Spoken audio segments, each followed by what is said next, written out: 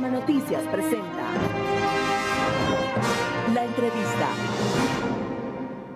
El síndrome de burnout o síndrome del trabajador quemado hace referencia a la cronificación del estrés laboral. Este se manifiesta a través de un estado de agotamiento físico y también mental que se prolonga en el tiempo y llega a alterar la personalidad. Un estudio realizado por investigadores de SPAE y de la Facultad de Ciencias Sociales y Humanísticas de la ESPOL revelaron el impacto del conflicto trabajo-familia como consecuencia de la pandemia COVID-19. Para ampliar más este tema se encuentra enlazada vía Zoom la directora de investigación de SPAE-SPOL, Paola Ochoa, a quien le damos la más cordial bienvenida. Paola, muchísimas gracias por este espacio informativo para nuestros televidentes de Gama Noticias. Es importante ampliar esta información, el concepto en sí, acerca del síndrome del trabajador quemado, un término nuevo para muchos. Bienvenida. Muchas gracias por la invitación. Efectivamente, el síndrome del burnout o del trabajador quemado es una respuesta a una cronificación de lo que es el estrés y se manifiesta en 3 dimensiones. La primera dimensión es el agotamiento físico, la sensación de que no queremos ir a trabajar, es ese agotamiento. La segunda dimensión sería la despersonalización, es un cambio en las relaciones sociales que se dan en el trabajador, en el cual se experimenta una indiferencia. También esta despersonalización o cinismo se da con relación a la organización o las metas que tiene él en el trabajo. Y finalmente también la sensación de ineficacia, ¿verdad? Esa sensación de que posiblemente pues también no somos eficaces o no aún teniendo las habilidades para trabajar, no cumplimos con las responsabilidades en el trabajo. Ahora, esas razones que usted nos acaba de mencionar, por ejemplo, el agotamiento, muchas veces la falta de interés por ir a trabajar, nos puede suceder a todos en algún momento de la vida, pero ¿cuándo nosotros podemos identificarlo ya como un problema? Sí, definitivamente tiene que haber un diagnóstico y se tiene que detectar en la organización a través de diferentes medios. Uno de ellos es estableciendo determinadas formas de medición o de diagnóstico. ¿Cómo lo hacemos? A través de diferentes formas de medición, instrumentos que nos permiten en la psicología y en la salud laboral determinar cuándo es importante y cuándo se detecta. Cuando, por ejemplo, el trabajador comienza a ausentarse, se suben lo que serían las tasas que pudieran ser de ausentismo o se nota también alguna de estas conductas, como decíamos anteriormente, cambio en lo que serían sus relaciones o también, por ejemplo, que esa ausencia no sea justificada o continúe manifestándose en el tiempo en un trabajador que usualmente podía tener una conducta que pudiera ser de cumplimiento en la organización. Entonces, un trabajador que tenga este tipo de agotamiento o tal vez se sienta que está faltando al trabajo involuntariamente, precisamente por esa falta de interés, ¿debe comunicarlo a su departamento de recursos humanos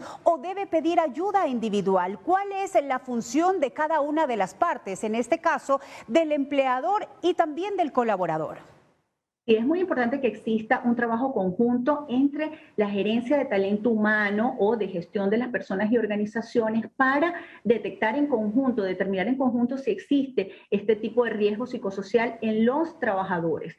Es una responsabilidad también conjunta, pero se debe generar dentro de la organización estrategias para que se puedan detectar, para que se pueda determinar a través de divulgaciones, informaciones, para la efectiva toma de decisiones. Entonces, de parte de la organización se deben tomar decisiones, pero en base a informaciones, como pueden ser estudios o detecciones, como pueden ser diagnósticos, como el que acabamos de presentar, que las organizaciones pueden acceder. Además, es importante recalcar que después de un estudio que ustedes realizaron, se pudo determinar que los niveles subieron, los niveles de conflicto entre el trabajo y la familia durante la pandemia, pues se experimentó un aumento de la intensidad de las tareas, de las responsabilidades y todos teníamos que de alguna manera cumplir con todo al mismo tiempo desde casa. Así es, efectivamente una de las características del por qué sube el conflicto de trabajo-familia y familia-trabajo es por el aumento de las demandas. ¿Cuáles fueron? Acordémonos que existía una gran preocupación por la salud, la parte de lo que significaba la pandemia, luego también esta adaptación que hizo el trabajador hacia nuevas plataformas, formas de trabajo, también la incorporación de estas esferas familia y trabajo juntas, donde los límites se desdibujaron un poco y efectivamente pues esa de parte de la organización y el trabajador en conjunto hacer lo que son actualmente los equipos virtuales de trabajo.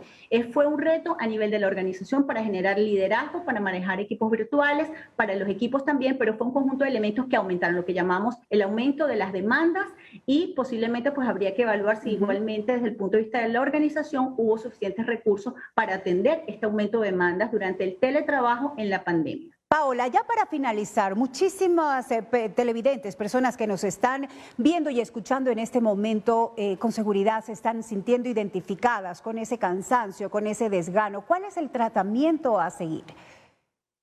Bien, básicamente el trabajador que tiene uno de estos, por ejemplo, cuando se manifiesta lo que es el agotamiento, pues definitivamente en conjunto, cuando son las tres dimensiones, el trabajador tiene que tener un descanso, tiene que, una vez que está diagnosticado, debe, por supuesto, tomar un descanso que debe ser determinado, por supuesto, por el médico ocupacional, en conjunto con la gerencia también de talento humano. Pero más allá de que requiera realmente estar fuera del ambiente laboral por un tiempo oportuno, lo que se requiere es prevenir antes de que ocurra este tipo de situaciones. Así que lo más importante es que haya un diagnóstico y un conocimiento de parte del trabajo de la organización de que este tipo de riesgos psicosociales pueden atacar lo que es la salud de los colaboradores. Por ello, la importancia entonces, Paola, de una oportuna y eficaz comunicación entre el Departamento de Recursos Humanos y sus colaboradores. Muchísimas gracias por este diálogo muy importante brindado para nuestros televidentes de Gama Noticias. Que tenga usted muy buenas tardes. Nosotros continuamos con más información.